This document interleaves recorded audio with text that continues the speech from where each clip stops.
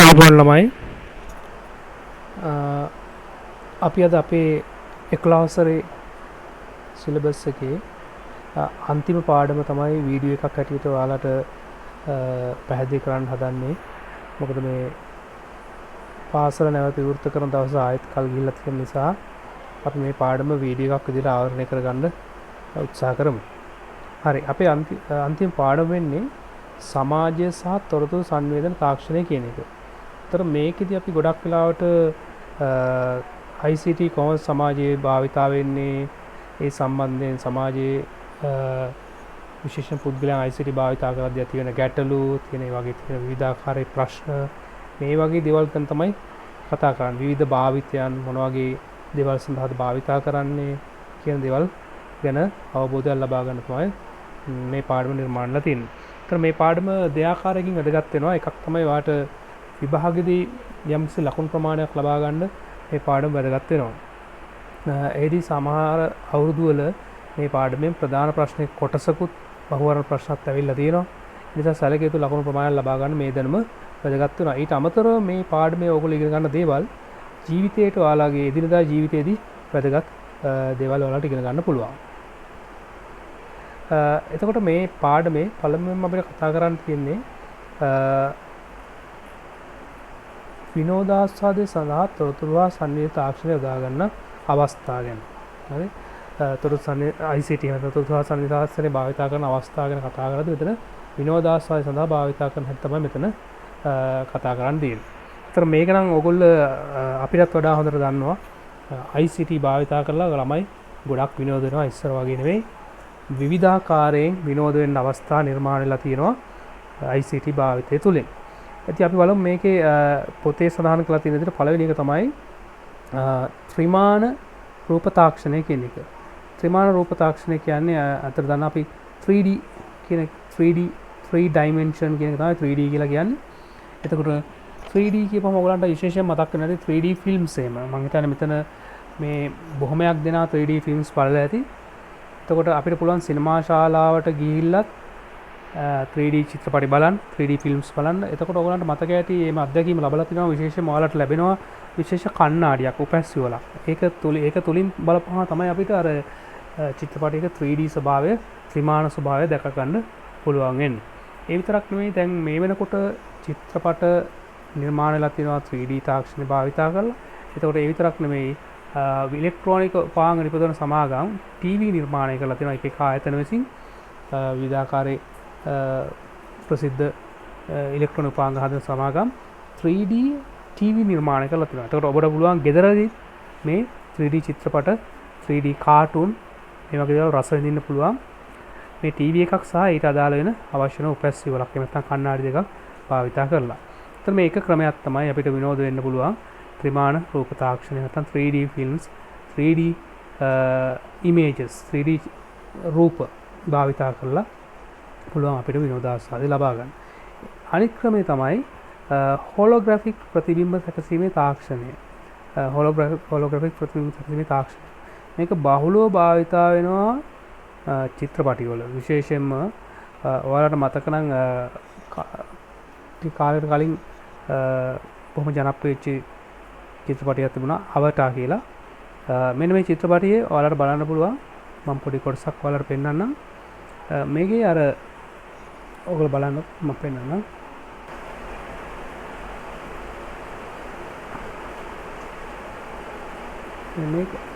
මෙන්න මේ චිත්‍රපටිය ඔයාලට බලන්න පුළුවන්. මේ ගහ ඔයාලට පෙන්නන්නේ මේ හොලෝග්‍රැෆික් ඉමේජ් එකක් විදියට.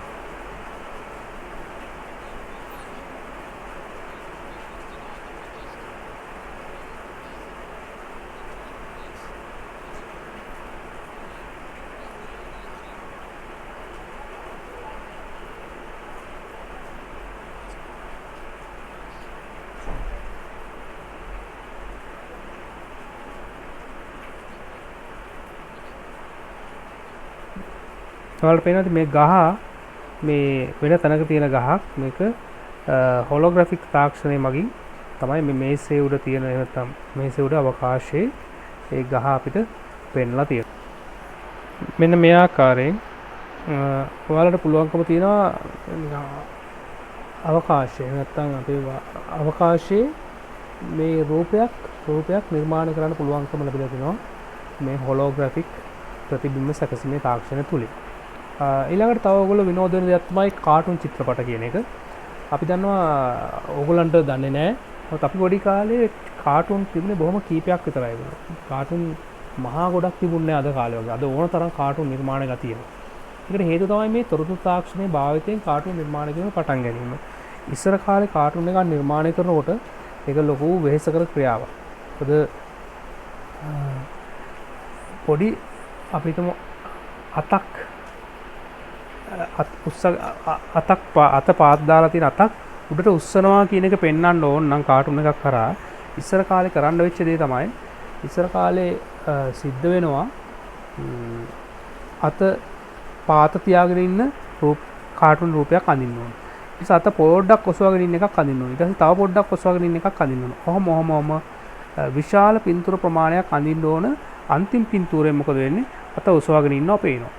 හරි. එතකොට මේ පින්තූර ටික එකවර අපිට පෙන්නගෙන ගියොත් පාතම දාලා තියෙන එකේ ඉඳන් උඩටම යන එක ක්‍රමානුකූලව මේ පින්තූර ටික වේගයෙන් පෙන්නගෙන ගියොත් අපිට එකපාරට පේන්නේ මේක බලමට අත පාත ඉඳන් උඩට අරයි යනවා වගේ. එතකොට බොහොම පොඩි ක්‍රියාවක් පෙන්වන්නත් විශාල පින්තූර ප්‍රමාණයක් අඳින්න සිද්ධ වෙනවා. හරි.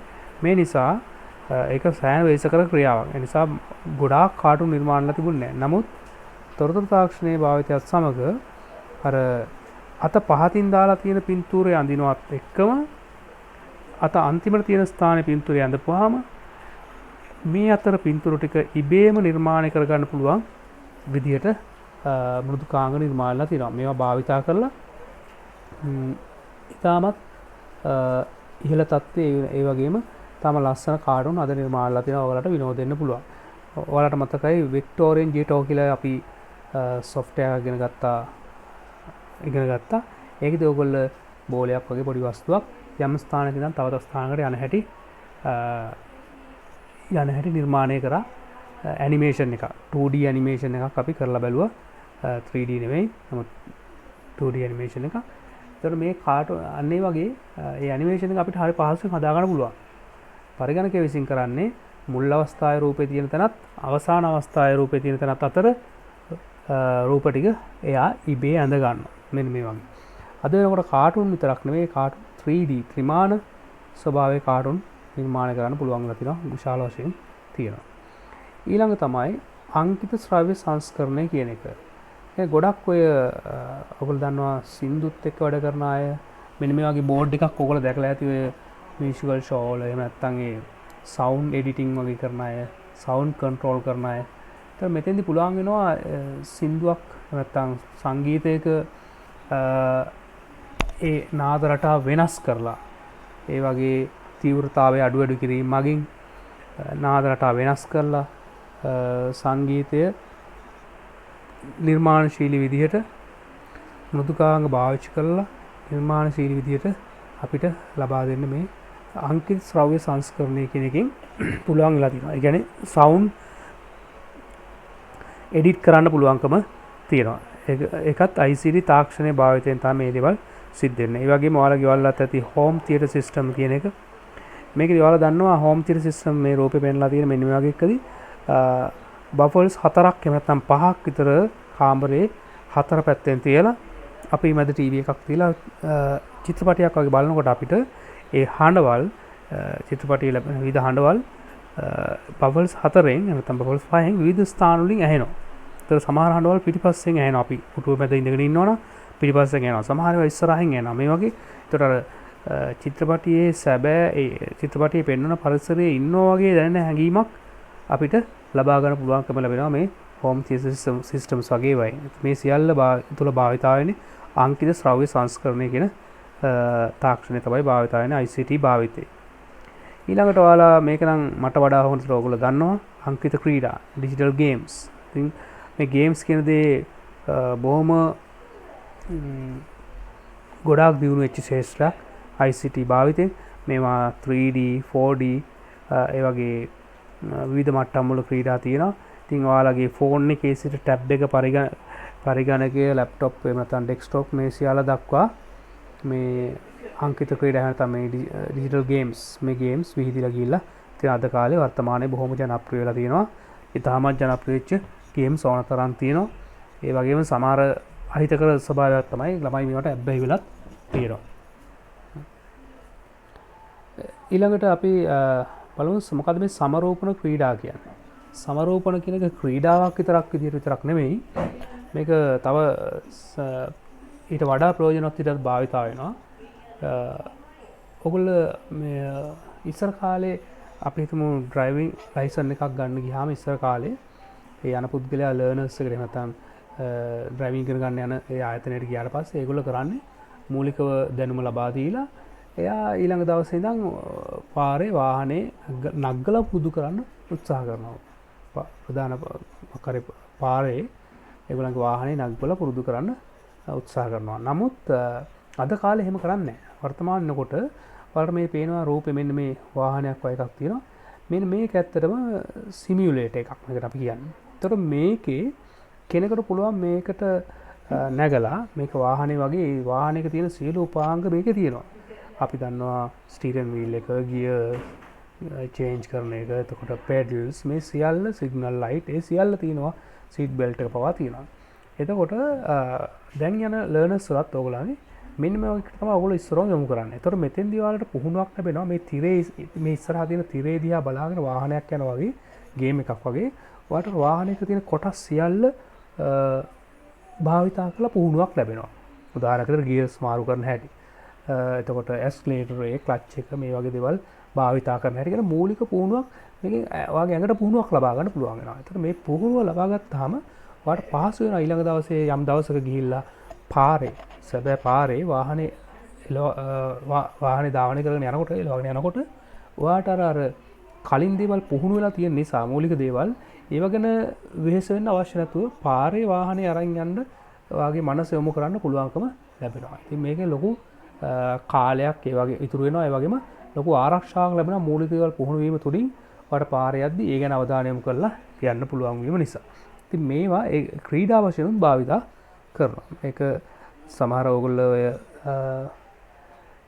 විවිධ ස්ථානවලට ගිහිල්ලා තියෙනවා. කොළඹ එහෙම තියෙන ස්ථානවල මේ වගේ විනෝද වෙන්නත් මේ වගේ කාර් රේස් වගේ යන්න මේ වගේ වාහනයක් වගේම කොටස් සකස් කරලා ඒ විදිහට මේ අත්දැකීම සහිතව ක්‍රීඩාවල නිරත වෙන්න පුළුවන්කම තියෙනවා. මේ වගේ වට අපි කියනවා සමරෝපණ ක්‍රීඩා කියලා. ඒතර මේ සමරෝපණය එහෙම නැත්නම් සිමියුලේෂන් කියන දේ තව ඉතා ප්‍රයෝජනවත් වෙනවා. ගුවන් යාන කියන්නේ පයිලට් කෙනෙක් ගුවන් නියමයක් පුහුණු කිරීමේදී මොකද එක පාරටම අපිට පුද්ගලයෙක් මූලික දැනුම ලබා දීලා ෆ්ලයිට් එකකට නගලා පුරුදු කරන්න බෑ. ඒක අනතුරුදායකයි. ඒක නිසා මෙයාට මේ පුරුදු වෙන කෙනාට ලබා දෙනවා සිමියුලේටර් එකක්. ඒතර ඒක යම් කිසි තිරයක් ඉස්සරහා වගේ ඉඳගෙන මෙයා මේක ක්‍රියාත්මක කරනවා. මෙයාට දැනෙන්නේ හැබෑවට මෙයා ගුවනේ ඉන්න වගේ ඒ හැඟීම ලැබෙනවා. අර එයාගේ දාගෙන ඉන්න ඇස් වලට දාගෙන ඉන්න උපකරණය හරහා එයා ගුවනේ ඉන්න වගේ හැඟීමක් තමයි ලැබෙන්නේ. හරි. ඒතර එයාට ඒ තුලින් එයාට පුළුවන් වෙනවා අර සියලු කොටස් මූලික දේවල් අර මී ඩෑෂ්බෝඩ් එක වගේ අපි හිතමු මේ වාහනයක නම් තියෙන ඩෑෂ්බෝඩ් එකේ තියෙන කොටස් වගේ මේ ගුවන් යානයේ තියෙන මීටර්ස් ස්විචර්ස් මේ වගේ දේවල් ගැන මූලික අවබෝධය ලබා ගන්න මේ සිමියුලේටර්ස් පාවිච්චි කරන්න පුළුවන් වෙනවා. හරි. මේ වගේ ප්‍රයෝජන ගන්න පුළුවන් ICT භාවිතයෙන්. ඒ සමරෝපණ ක්‍රීඩා ගැන තමයි අපි කතා කරන්නේ.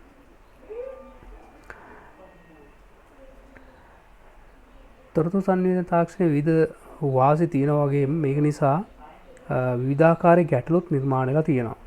උදාහරණයක් විදිහට නීතිමය ගැටලු, නෛතික ගැටලු කියන්නේ නීතිමය ගැටලුත් නිර්මාණය වෙලා තියෙනවා. ඊට අමතරව මේ ගැටලු තව වර්ග කිරීමක් කරනවා අපි සදාචාරාත්මක ගැටලු කියලා. සදාචාරාත්මක ගැටලු. තව ඇතිලා තියෙනවා භෞතික ගැටලු. ඊට අමතරව හානිකර මෘදුකාංග. මේ ICT භාවිතා කරලා සමහර අය හානි වෙන යම් පරිගණක වලට වෙනත් දේවල් වලට හානි කරන්න පුළුවන් මෘදුකාංග නිර්මාණය කරලා තියෙනවා. මේකත් ගැටලුවක්. ඊට අමතරව මේ ICT නිසා තොරතුරු සංවේදන තාක්ෂණ නිසා පරිසරයටත් විවිධ ආකාරයේ හානි වෙන්න පුළුවන්. තව ඊට අමතරව අපිට සෞඛ්‍ය ගැටලු ඇති වෙලා තියෙනවා සහ සමාජීය ගැටලු නිර්මාණය වෙලා තියෙනවා මේ තොරතුරු හා සංවේදන තාක්ෂණය ඉදලා. අපි දැන් මේ එකින් එක පොඩ්ඩක් විස්තර කතා කරලා බලමු.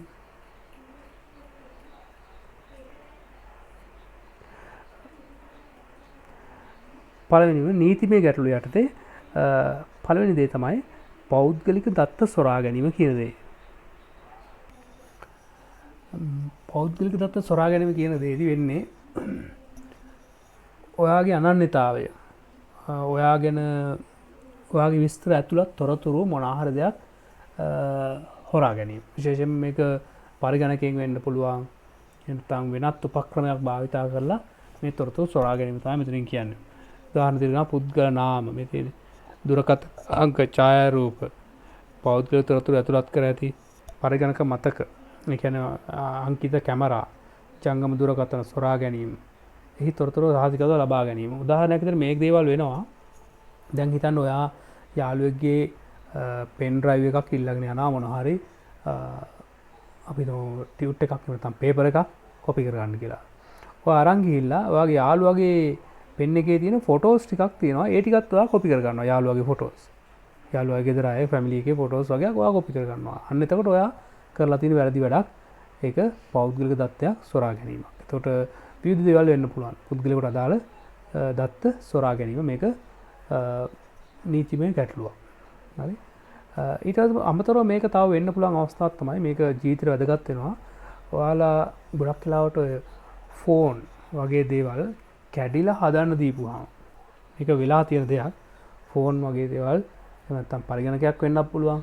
කැඩිලා හදන්න දීපුවාම සමහරවිට හදන තැන කෙනා ඒක හදලා ඉවරලා රිපෙයාර් කරලා ඉවරලා ඉන්න ගමන් ඔයාගේ ෆෝන් එකේ තියෙන දේවල් බලලා ඔයාගේ වීඩියෝ ෆොටෝස් වගේ දේවල් කොපි කරගන්නත් පුළුවන්. මේක නීති විරෝධී වැඩක්. පෞද්ගලික තොරතුරු නැත්නම් පෞද්ගලික දත්ත සොරා ගැනීමක්. නමුත් මේක වෙනවා. අත්දැකීම් තියෙනවා අපි දැකලා අවස්ථා තියෙනවා එක එක පුද්ගලයන්ගේ අත්දැකීම්. සමහරට මේවා ඊට පස්සේ මේ ලබා ගන්න අය වැරදි දේවල් සඳහා යොදා ගන්නවා. මේ ෆොටෝස් වගේ දේවල් අන්තර්ජාලයට එකතු කරනවා. වීඩියෝ වගේ දේවල් අන්තර්ජාලයට එකතු වෙනවා. ඒ තුලින් අර ඒවයි අයිතිකාරයෝ ඒ වීඩියෝස් නැත්නම් ෆොටෝස් වල අයිතිකාරය දැඩි අපහසුතාවයටපත් වෙනවා.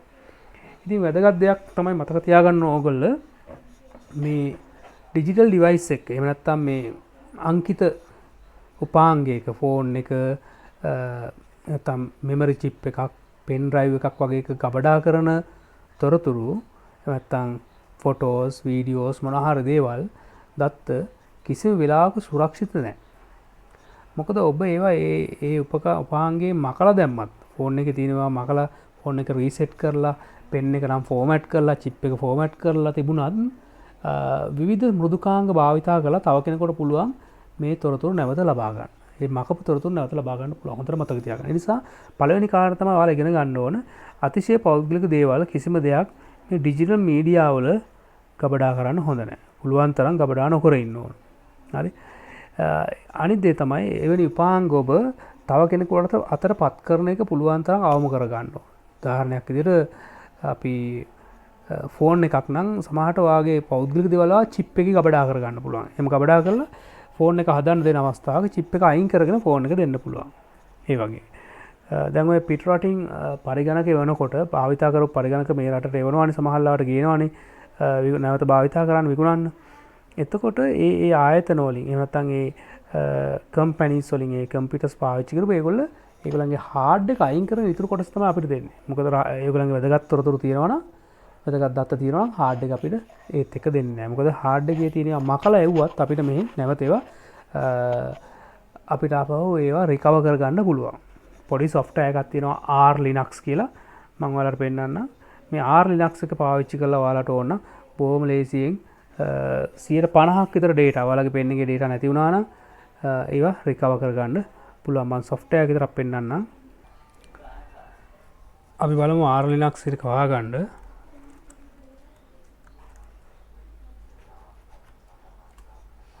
මෙතනින් ගියාම මෙන්න මේ සොෆ්ට්වෙයාර් එක මම පාවිච්චි කළා. මේ ෆ්‍රී එකක්. මේක පාවිච්චි කළා ඔයාලා පුළුවන් රිකවර් කරගන්න data ඔයාලගේ නැති වෙච්ච data. හරි. උත්සාහ කරලා බලන්න පුළුවන් ඔයාලට වෙලාව තියෙනවා නම්. right අපි පාඩමට යමු නැවත සරයක්. එතකොට පෞද්ගලික දත්ත සොරා ගැනීම කියන එක මතක තියාගන්න ඕන. මේක නීතියෙන් නීතිමය වශයෙන් වැරදි වැඩක්. නමුත් ඔබ නොදැනුවත්ව ඔබේ දත්ත සොරා ගන්න පුළුවන් කෙනෙක් ඒ නිසා ඒක ගැන සැලකිලිමත් වෙන්න.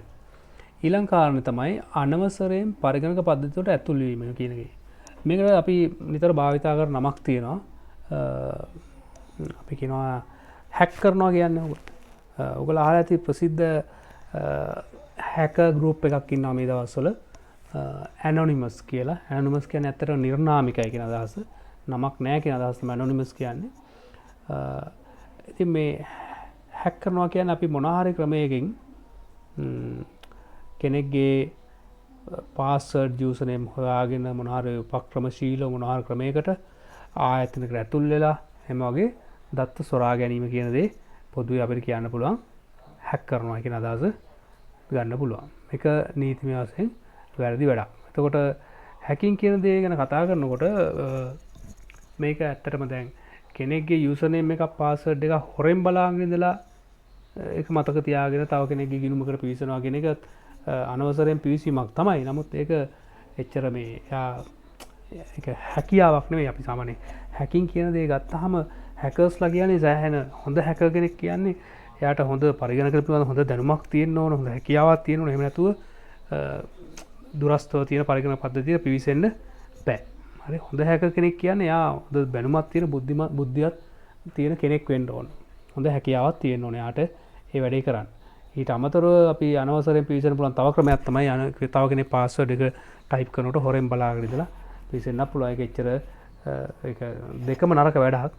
නමුත් අර කෙනෙක් පරිගණක පද්ධතියේ තියෙන දුර්වල ස්ථානවලින් පිවිසනවා කියන එක කෙනෙකුට හැකියාවක් තියෙනකොට කෙනෙකුට විතරයි කරන්න පුළුවන්. නමුත් හොරෙන් බලාගෙන ටයිප් කරලා තව කෙනෙක්ගේ account එකට යන එක පරිගණකයට යන එක ඇවිල්ලා බොහොම සරල ක්‍රියාවක් වෙනවා. ඒ වගේම මේ හැකර්ස්ලා කියන අයගේ වර්ග දෙකක් ඉන්නවා සාමාන්‍යයෙන්. අපි කියනවා black hackers, white hackers කියලා. කළු කට්ටිය සහ සුදු කට්ටිය. black hackersලා කියන්නේ අනුන්ගේ වට පිවිසිලා හානි කර දේවල් කරන එක. අනුන්ගේ පරිගණක පද්ධති වල පිවිසිලා ඒගොල්ලන්ගේ දත්ත සොරා ගන්නවා, නැත්නම් මුදල් සොරා ගන්නවා වගේ මොනවා හරි නරක වැඩ කරන අයට අපි එහෙම black hackers කියලා කියනවා.